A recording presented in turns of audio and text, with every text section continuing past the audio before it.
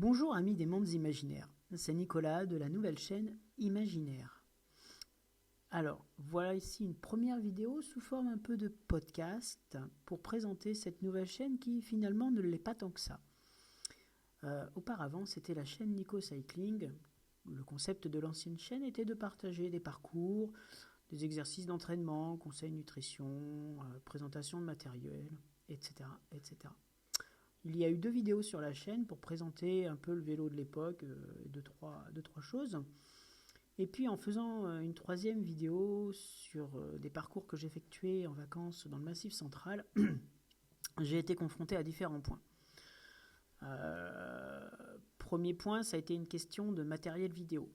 Utiliser le téléphone au bout d'une perche quand on fait du vélo, c'est pas l'idéal, surtout en matière de sécurité et surtout en montée et en descente de col, c'est pas forcément évident.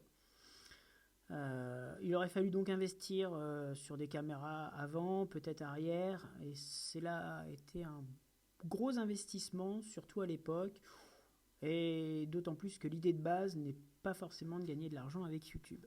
Le deuxième point, c'est question de niveau.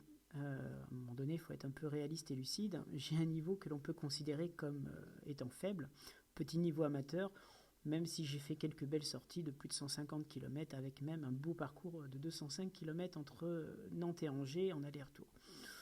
Les 2 cyclos sur lesquels je m'étais inscrit ont été malheureusement annulés du fait du Covid. Donc en termes de légitimité, c'est pas tip top. D'autant que je ne suis pas un compétiteur, donc j'ai pas forcément du contenu course à proposer. Donc finalement, sur une chaîne cyclisme, je suis assez mal placé. 3e point, sur YouTube, il y a des super chaînes vélo avec des youtubeurs qui proposent du contenu très qualitatif. On peut citer Jeune Cycliste Dynamique, Quentin Ruel, le QRC, Alexandre Marlier, le cycliste belge, Bruno de Cycle Passion, et bien d'autres encore, la liste n'est pas exhaustive. Bref, si vous êtes amateur de cyclisme, amateur de vélo, allez faire un tour sur leur chaîne, ça vaut vraiment le coup. Je pourrais citer aussi Le Petit Pignon, etc., etc. Non, franchement, il y a des très belles chaînes cyclisme, allez-y. Que faire de cette chaîne en dormance à partir de ce moment-là, hein, comme le disait Baudelaire dans son poème L'ennemi, voilà que j'ai touché l'automne des idées qu'il me faut employer la pelle et les râteaux pour assembler à neuf les terres inondées ou le creuse des trous grands comme des tombeaux. Bien évidemment, à côté du cyclisme, j'ai d'autres passions, les arts martiaux, notamment le karaté où je suis en préparation de 3e dan et le jeu de rôle.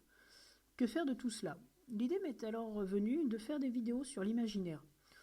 Comme je suis en train d'écrire un roman et que je suis en train de faire du world building, j'ai pensé proposer des vidéos de description d'endroits, de lieux, et comment les intégrer dans des romans, dans des scénarios de jeux de rôle. Je m'explique. Je vais prendre des photos de paysages lors de sorties vélo, c'est toujours une passion bien évidemment, et proposer des descriptions, des petits synopsis, des pitchs pour des idées de romans, de scénarios, de scènes.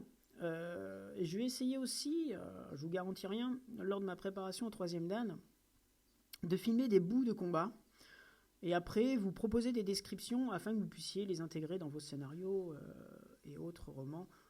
Je pense notamment sur des scènes de combat pour des jeux de rôle un peu contemporains.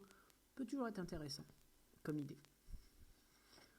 Concernant les descriptions, je vais proposer différents types d'ambiances qui correspondent un peu aux différents jeux auxquels je joue et que je fais jouer.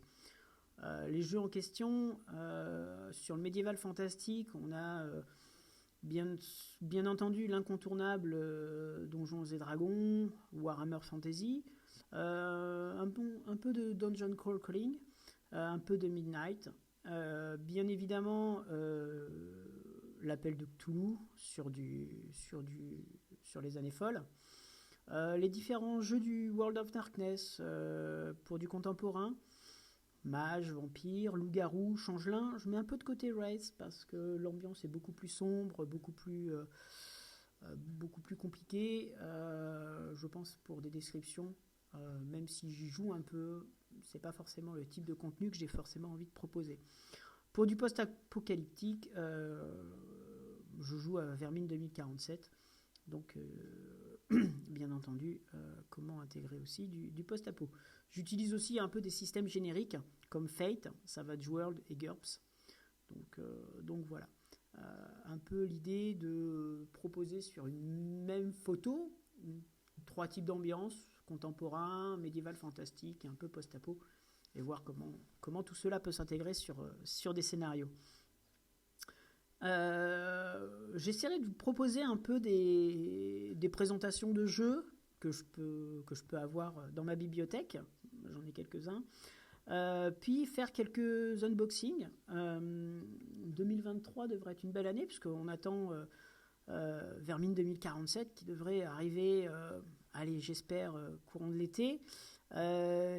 Puis le unboxing de 8 Gamma Bad Seeds que j'attends avec une certaine impatience. Et puis là, très bonne nouvelle de la part d'Arcane Asylum, puisqu'on a reçu le magnifique PDF de Changelin le Songe. Et puis j'attends aussi Changelin les Disparus, courant printemps, peut-être avant l'été, comme d'après ce qu'ils avaient proposé. Donc voilà, c'est un peu pour conclure ce podcast, petite présentation rapide de jeu. Et puis prochainement, dans du contenu, je vais vous proposer la description d'un thème assez classique, la petite maison en haut de la colline, et comment on peut l'intégrer dans un univers médiéval fantastique. Bien évidemment, après on peut dériver un peu à partir d'une bâtisse, ça peut être un château, une maison hantée, etc., etc., etc. Suite au prochain épisode. À très vite les amis, prenez bien soin de vous d'ici là, et à bientôt.